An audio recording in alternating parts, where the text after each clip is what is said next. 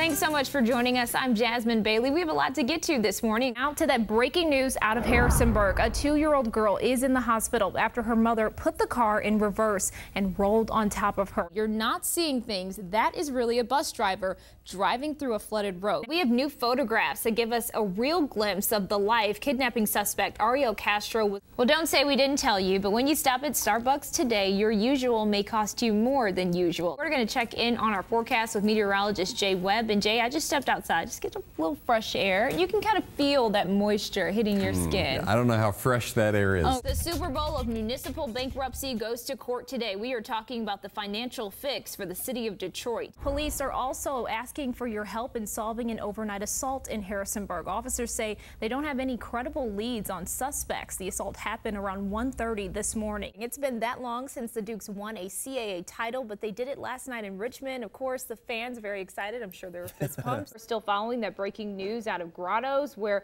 firefighters are trying to figure out how a home went up in flames overnight, leaving a family of 3 with no place to go. This is what it looked like. Snooki from the show Jersey Shore. I will say that since she's had her son, she's made a change. She's lost a lot of weight, and now she's into healthy eating, and she's really promoting, you know, being a good mom. But a person is in custody after crashing his SUV into a Washington, D.C. Wendy's Friday night, injuring several people. Take a look at this picture. As you can see, the car crashed through the front window and almost up to the counter. That is just a crazy picture. Yeah, striking. 3,000 kids need something to open on Christmas Day. So what we're trying to do is fill up this entire truck. I got to get on this ladder. You're the type of person who walks down the street with their cell phone glued to your ear. This message may be for you. Police say if you want to keep yourself safe, you should walk with a purpose. Several arrests in Ocean City, Maryland are at the center of a brewing controversy this morning. The whole scene was caught on camera. This is the video right here. You can even see an officer pushing a pregnant woman to the ground at one point. Hours later, she had an emergency C-section. According to Ocean City Police, that woman was assaulting an officer during a disturbance they were responding to. She will soon be charged with resisting arrest and assault. Relatives of those involved in Woodbridge say the police account is totally false. They say they were not disruptive and that the lifeguard made a comment to them that they say was consistent with profiling. Dion, the city will tear down 104 buildings for this new road. One woman's home is one of those buildings. It's the place where her parents died, and it's the only home she's ever known. After I went and signed the papers and everything, I came home and just cried. As Dawn Hottinger and I walked around her home, You got a lot of memories. we both realized it'd be gone by summer. It's going to be a big difference out here. Here's why. The city is putting in sidewalks and making Reservoir Street a 5-lane road. So cars will have 2 lanes toward the county, 2 toward the city, and turning lanes at 5 different points. Now, right now, none of that is there, which is just a recipe for car chaos. It's backed up, and you got to wait. People are passing you. You can't let your guard down. If you do, you're going to get hit. Drew Williams of Harrisonburg Public Works says the design will eliminate those problems. So you don't have some of the safety concerns that we have on some of our 5-lane roadways where you have a lot of cars turning left in that center turn lane. It's really to help keep traffic moving. That's something Hottinger says wasn't really a choice. With the way that they put it to you, you either sell it or we will come in and take it. For Williams, every deal was fair. We're paying them for the loss of their house that they can then use as a down payment. But Hottinger says they forgot the small things. You got to get water hooked up at a new place. You got to have deposits. Deposits paid, she'll leave Reservoir by July, but knows this for sure. Oh, the day that I leave here for good,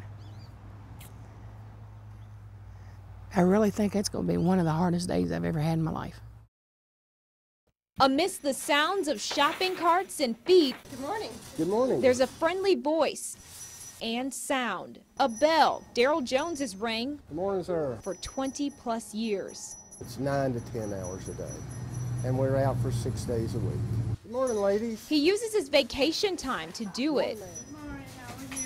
I am blessed. How are you? The majority of it, at least. I get a week at the beach, right? It may seem like a lot to you, but not Daryl. Everybody is granted 16 hours a day. You get 2 shifts awake, 1 shift sleeping. Okay. So the question is, what are you going to do with your 16 hours? He's certainly found his calling.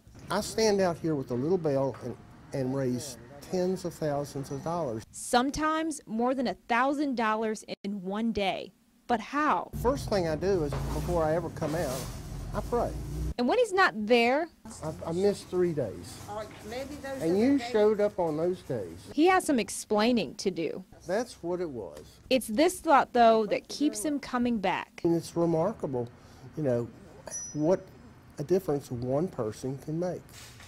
So will he ring next year? Lord willing, he's brought me here 20-some years. Lord willing, he'll do it again. Dion, this story begins on July 15th, 2012, a day Janae Roberts, who you see here, planned to spend relaxing with her boyfriend on the beach. But when the waves wouldn't cooperate, she headed for the shore, and in an instant, her whole life changed. Help, help, but I'm slowly losing energy. Moments before, Janae Roberts' surfboard got caught in sand. The fin slashed straight through her. Nerves, my veins, my muscles. Strangers got her to shore. 30 minutes passed on the beach, another 30 to the hospital before hearing, We need to life flight her to Norfolk. the board also cut 2 inches of her femoral artery. Doctors performed emergency surgery, and she needed time to recover. I forgot how to walk. That's when nurses came to her rescue. And they say it's just a rocking motion, heel down. 2 weeks later, she was home, but The most I could do was maybe breathe and laugh and sleep. so she depended on her boyfriend Kevin When I wasn't working, I was doing everything I could to help her. and friends like Annie, who kept track Can I take a picture of this, or can I film you doing this? of her progress. Okay, but look at Klein's. Look, I made it. It was a big deal for her to walk to Klein's. And it was a big deal for her to even take her first shower, or for her to walk across the room. Fast forward to November. I'm done with blood thinners. I'm pretty much back to a normal human being, minus the fact that I can't really run well, and the pains. And in order to celebrate, I bought a bike. That celebration continues this summer when Janae, Kevin, and Annie bike from Georgetown, D.C. to Seaside, Oregon. I mean, if I almost lost my life and my leg, but I'm gonna bike across the United States. You know, go for your dreams and goals and passions and explore life and feel it. Here's what she'll feel. Total recovery.